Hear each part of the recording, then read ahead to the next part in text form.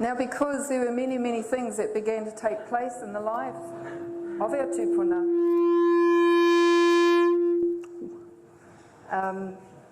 it was really important that they all got together. The reason being is that not only was there threat and concern for Aotearoa, there was also a concern for every country within the Pacific or within Te Moana-Nui-a-Kiwa.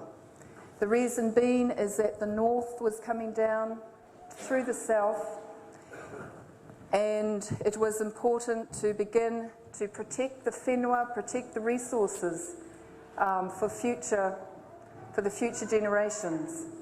And so there was a gathering at a place called Okoroire, which is not far from here.